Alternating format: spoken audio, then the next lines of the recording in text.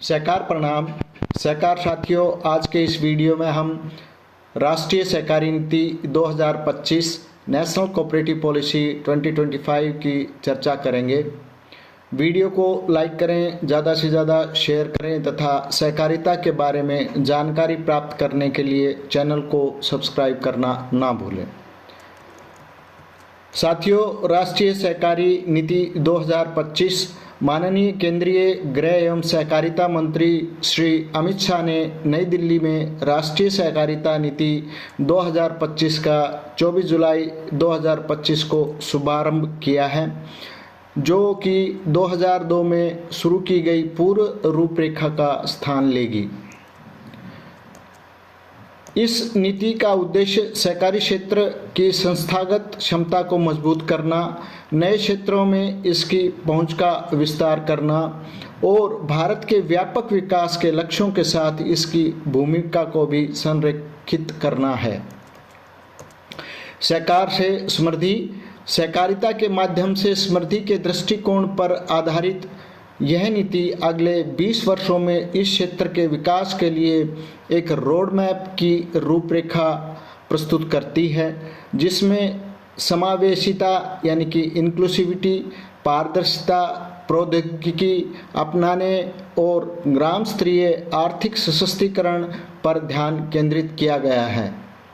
साथियों, अगर हम राजनीतिक और ऐतिहासिक संदर्भ में बात करें तो राष्ट्रीय सहकारी नीति 2025 23 वर्षों के अंतराल बाद आई है, जबकि पिछली नीति 2002 में घोषित की गई थी। 2021 में एक अलग सहकारिता मंत्रालय बनाने के केंद्र सरकार के फैसले ने इस क्षेत्र को पुनर्जीवित करने के लिए नई प्रतिबद्धता का संकेत दिया। 8.4 लाख से अधिक सहकारी समितियों और इसे 30% बढ़ाने का लक्ष्य के साथ यह क्षेत्र 31 करोड़ से अधिक लोगों तक पहुंचता है। विशेष रूप से महाराष्ट्र और गुजरात जैसे राज्यों में नीति का उद्देश्य इस नेटवर्क को उत्तर प्रदेश और बिहार जैसे अन्य सभी राज्यों में भी विस्तारित करना है, जिससे राजनीतिक और आर्थिक लाभ का विकेंद्रीकरण हो सके।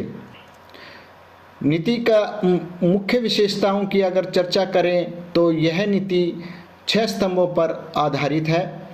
आधारभूत प्रणालियों को मजबूत करना, मौजूदा सहकारी समितियों में जीवंतता को बढ़ावा देना, डिजिटलाइजेशन और नवाचार के माध्यम से भविष्य की चुनौतियों के लिए तैयारी,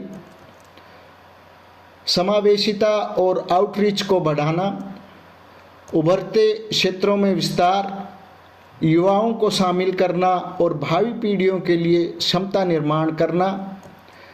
इसका लक्ष्य 2034 तक सकल घरेलू उत्पाद में इस क्षेत्र के योगदान को 3 गुना बढ़ाना, प्रत्येक गांव में कम से कम एक सहकारी समिति की स्थापना करना और 50 करोड़ नागरिकों को सक्रिय सहकारी भागीदारी में लाना है। अगर हम नए क्षेत्रों में विस्तार के बारे में चर्चा करें तो नई नीति के तहत अब सहकारी समितियों को गैर पारंपरिक क्षेत्रों में समर्थन दिया जाएगा, जिसमें शामिल है हरित ऊर्जा, पर्यटन, टैक्सी सेवाएं यानी कि सहकार टैक्सी, बीमा, पैक्स यानी कि प्राथमिक कृषि ऋण समितियां को ईंधन आउटलेट, एलपीजी वितरण, जन औषधि केंद्र, सीएससी के प्रबंधन और यहां तक कि हर घर जल और पीएम सूर्य घर योजना जैसी योजनाओं को लागू करने जैसी विविध गतिविधियों को करने के लिए सक्षम बनाया जा रहा है।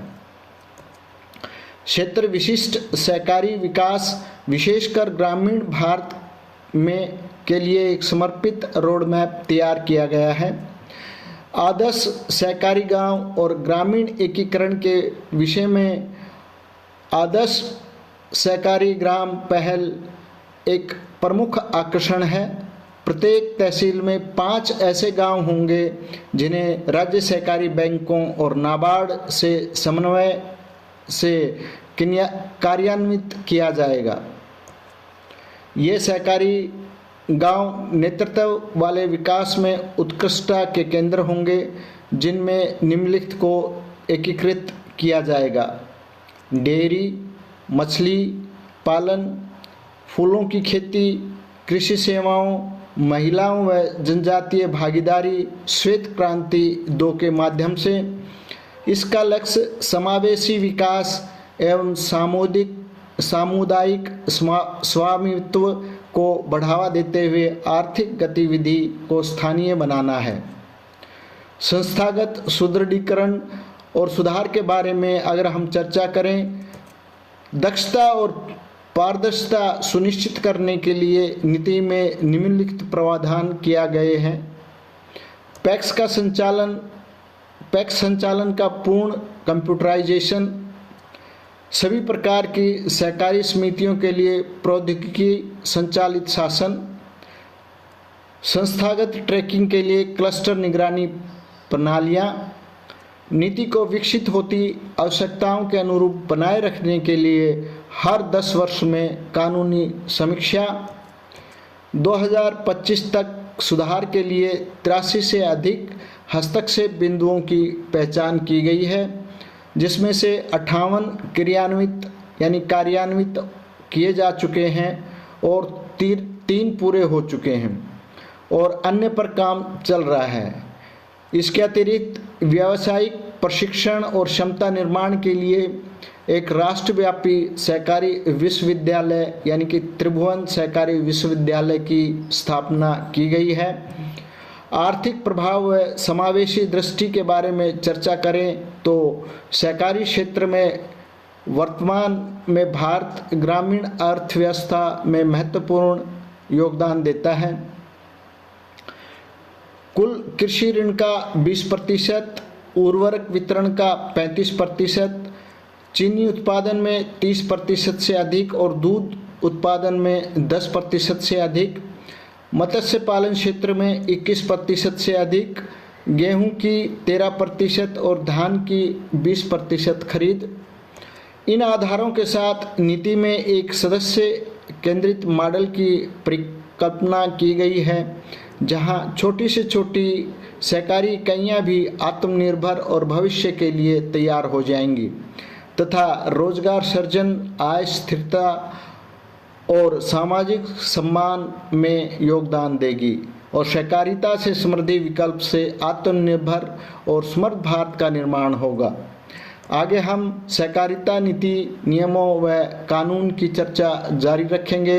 आप हमसे जुड़े रहें, वीडियो को लाइक करें, शेयर करें तथा चैनल को सब्सक्राइब ज़रूर करें। धन्यवाद। जय हिंद, जय सहकार।